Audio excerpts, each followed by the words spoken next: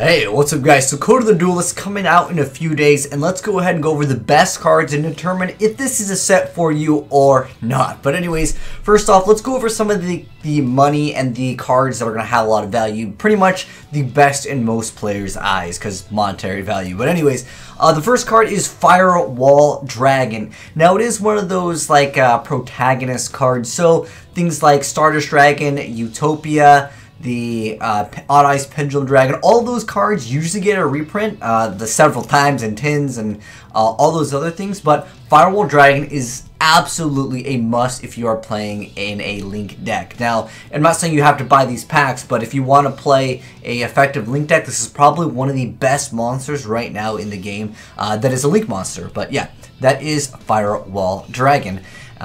He's probably the best card, I would say, arguably the best card in the set. The next one up is Trickstar Reincarnation. By the way, this is a secret rare. Next one up is another secret rare, Trickstar Reincarnation. So Trickstar is very, very meta. I've uploaded several videos of the deck. If you guys would like to see like deck profiles and stuff, I'll link them down below in the description box because this is definitely going to be a competitive deck. It's kind of one of those decks that just FTKs your opponent, so if you like not playing against your opponent but still winning, this could definitely be a deck for you, and it is pretty competitive. It's top multiple times. Next up, the Trickstar Kadena. This is an ultra rare. It's definitely still a great card in the set. I would say this set is primarily just for Trickstars as well as like Firewall Dragon. There is, however, a bunch of new Lightsworn stuff. However, most of the stuff that's getting printed in here that's like Lightsworn, it's not that expensive. I wouldn't say that like investing into the set is necessarily the greatest idea. I maybe would hold back and wait until you guys get more prices for some of these, because I just don't think it's that hype right now. Like the prices aren't like super expensive for the Lightsworn stuff. But Lumina is probably one of the better cards to get out of it because it is secret rare. Another really great card, Rescue Ferret. It's only conditional to some Link decks, but anyways, could be a very, very strong card in the future, just for a lot of different things. Most of the rescue cards, they get banned pretty fast. Although now with the whole errata thing, there was also another card that was going to make this card super, super good. However, we don't have multiple rescue cat, even though we've had, you know, the errata with that card. But nonetheless, yeah, this card is definitely still really good. Probably one of the best cards in the set as well. Next up, Spellbook of Knowledge. Now, this has nothing to do with spellbooks, other than having spellbook in its name. You can run this in like anything. So you send to the graveyard one spellcaster you control or one other spellbook card from your hand or face up on the field to the graveyard, and then you get to draw 2 cards. So a really good effect. You can only activate 1 per turn, but yeah, you just send a spellcaster or a spellbook card. You can draw 2 cards. So it's draw power for like general spellcaster deck. Could be really good from some other things that would come out in the future. Next up, this is some generic trap and spell removal. Heavy Storm Duster. This one's only a super rare, but it's definitely going to be a card I think a lot of players would be excited to maybe perhaps run in the side deck if they don't have access to some of the other great cards like Galaxy Cyclone, Twin Twisters.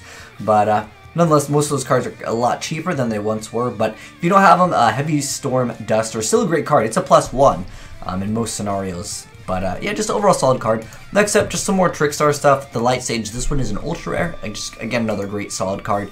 Punishment Dragon. There was only one build that we've ever seen at top, and if you guys would like to check that out, I'll leave it down below in the description box for the Lightsworn build that's running the new Dark Lightsworn, because they did come out and they have a new Dark Judgment Dragon. It's called Punishment Dragon. I still think Judgment Dragon has a better effect, but technically this can be used in other ways. But pretty much, I would say this is just kind of a decent card to pull. It's not one of the best in the entire set. Like, it's not the top 3, but it's still just not a bad card. Just because, for some reason, Lightsworn has always held a lot of popularity, but it's still not a bad card. It's cool to pull. It might be worth a couple bucks. This is just a great card in general. Now we're going to jump into some of the just good cards in general. They're not going to be necessarily the most expensive, but just good cards. Back to the front, really good. A card lets you just target a monster graveyard and special summon in defense position.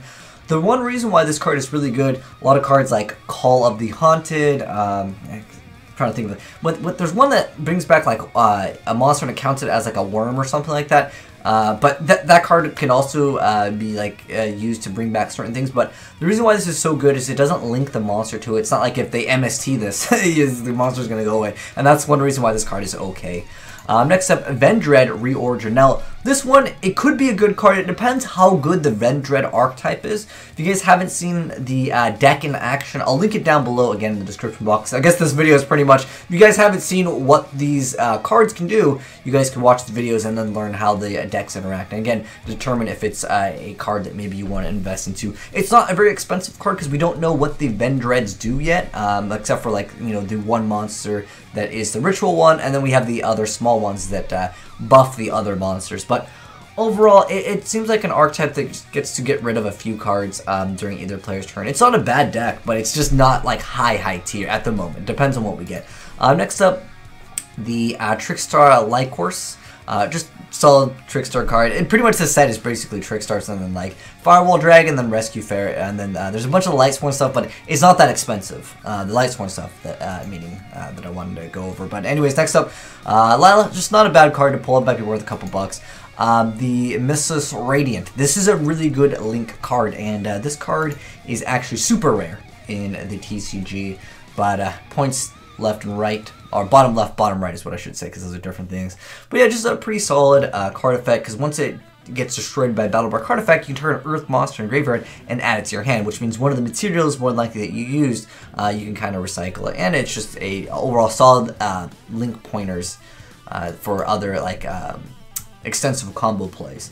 But anyways, next up we have Break Off Trapple. Kind of an interesting card. I don't know if this one's going to be worth a lot, but depending on what we get in the future, this card could technically go up in price. I don't think it's going to go up too high, but it's just one of the better cards in the set that has a little bit of potential. But anyways, it's when a Link monster is linked summon, destroy all monsters on the field that are not linked. So again, if your opponent maybe is playing anti-meta, you're playing something with links, you can completely destroy your opponent. And that has to be link summoned, but I don't know, it just has a little bit of potential depending on, again, on like how some of the other cards are in the future, because I feel like some of the fusion cards, like it's treated as fusion summon or it's treated as synchro. If we get a link card, it's just like special summon it from the graveyard or just get it from the extra deck and it counts as being linked summoned, you can just get rid of your opponent's entire board if they're not playing link deck. So it adds a little bit of potential in the sideboard. Again, it depends on what other support we get and how fast we can throw out these link monsters in the future, but it's pretty fast. Next up, this is irrelevant for like 90% of you players, but this card, it needed a print. Like, this is the first time we're getting it in the TCG. This card was in the OCG for so long. It's just when it's normal summon and you control no other monsters, you can special summon another Galaxy effect monster from your deck. It has its effects negated. You could use it for a lot of different things, but overall it will, and it helps Galaxies for sure. But the thing is, it's pretty much irrelevant. But for the most part, I just wanted to make the announcement that it got finally printed here. Again, it's mostly irrelevant for most players, but it really needed a print. Next up, the Dark World Brainwashing. Now, I made a video showing off that you could technically loot this card and get infinite negates. It's a really dirty card that makes it so if you have 3 or more cards in your hand, you can target a Dark World monster on the field and bounce it back to the hand, and then the effect becomes discard 1 random card from your opponent's hand. So you could actually loop this card infinitely, depending on your hand. It's more of a cheese. It kind of came out, I think, a little bit too late. We're in a very fast format, but it could definitely still be used. It's possible. Like I said, I'll link that video down below if you guys want to check that out. I also wanted to mention Gyokis come out in the Code of the Duelist set, which is an archetype that is kind of undetermined of what it does. A lot of the stuff just adds extra Gyokis. I've played against it a few times, and it just like adds cards to add cards, and then it adds cards, and then like that's it. The archetype isn't too strong as of right now. They got a few like bigger monsters, but they're boss monsters. They're mediocre when you compare to like, you know, how easy, you know, the Magi bullets can function. But nonetheless, this is just one of the good cards in here, and this one is a super rare. But I just wanted to mention also the Gyokis came out, so it doesn't seem like a bad archetype as of right now. Depending on what we get in the future, it could be a lot better. But as of right now, it lacks a lot of stuff that could make it like super good, but again, it's not like bad. It has a lot of potential is what I'm really trying to say. But anyways, next up we have Boogie Trap. This one could technically be used in some type of cheese deck, so I know a lot of you guys like those troll FTK decks. But Boogie Trap could technically be used and basically an FTK because you do it on your opponent's turn. But anyways, you discard 2 cards, target a trap card in the graveyard, and you set it, and it can be activated this turn. You can only activate 1 per turn, but there's a lot of cheesy cards, and this could definitely be used in FTKs. Other than that, I don't think it's like that viable. You gotta go -2. Maybe you run Fables, right? Fables in 2017, man. Anyways, Burn emerging emergency rescue. Wow, that name. But anyways, we did a video on this card. I don't think it's relevant unless we have Rescue Cat at 3, because before it was actually pretty good if they had Rescue Cat at 3, because they put it at 3 in the OCG, but in the TCG, I mean, around the corner we have that ban list. This card's only common though. I just wanted to mention that it's coming out in here just for some of the rescue support. It's kind of cool that the rescue is kind of, I guess, an archetype, although everything with rescue in its name, it just goes away. Like the rabbit too. If they put rabbit at multiple, this could be a lot better, but it just lets you reveal 3 beast monsters with a certain stat, and the rescue monsters happen to be on that stat list. But yeah, you can only activate 1 per turn. More than likely, it's not relevant unless we have 3 of like a really good rescue monster. I mean, I guess Ferret's there, right? Next up, Smile Universe. This is for pendulum decks. I know pendulum decks aren't the hottest topic right now, but the thing is that you can pull off an OTK and FTK with it. I would say this is more cheesy than anything, but I'll link it down below if you guys want to watch it. FTK, OTK, Smile Universe. It's a troll deck though, but that is coming out in here. Also, there's more troll cards, man. There's another dice card in the set also. But Transmission Gear, during damage calculation, you play a game of rock, paper, and scissors. The losing player banishes the battling monster they control face down. Yeah, very cheesy. Now, we do have cards like Dice Try and Second Coin Flip, but there's no rock, paper, and scissors. There's like there's a few other cards that make you and your opponent play rock, paper, and scissors. This, again, guys, it's a troll card.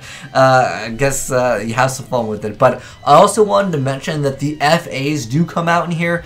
Now, I did cover this archetype. It's kind of new. It's too new to really say if this deck is going to be good or not. But at the moment, this deck is just, people call it the flaming ass because it's not very good.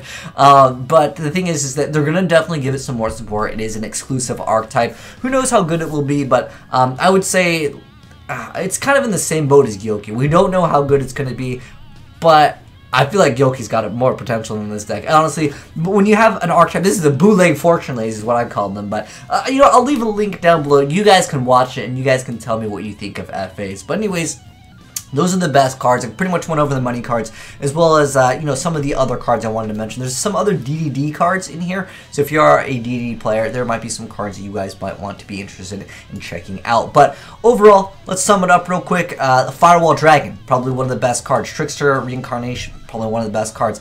Then there's also the Rescue Ferret. This has a lot of potential as well. But overall, the set is pretty much Trickstars and then like these cards. So if you're not interested in any of those, I would say just hold off on this set. Maybe purchase the next set, or maybe whatever you would like to purchase instead, because it might not be the best set to invest in. But that's my thoughts on it. You guys can let me know your thoughts down below. There's also tons of Lightsworn, but again, that's pretty cheap stuff. I wouldn't necessarily buy boxes to get Lightsworn stuff. I would just rather buy the singles for a couple bucks by piece. But anyways, boys, that's it for the best cards in the Code of the Duelist, as well as other cards that had noteworthy mentions. If you felt like I missed out on any really good cards, let me know down below in the comment section below, because I'd love to hear your thoughts. But thanks for watching, guys, and if you enjoyed the video, drop a like on it. If I shared some knowledge with you guys on some of the good cards, as well as gameplay, like I said, check out the videos down below in the description box so you guys can see some of these cards and decks and actions like the VENDREADs, the FAs, all these new archetypes coming out. And I already got video footage for you guys, so we're good to go. But anyways, thanks for watching, guys, and I'm signing out.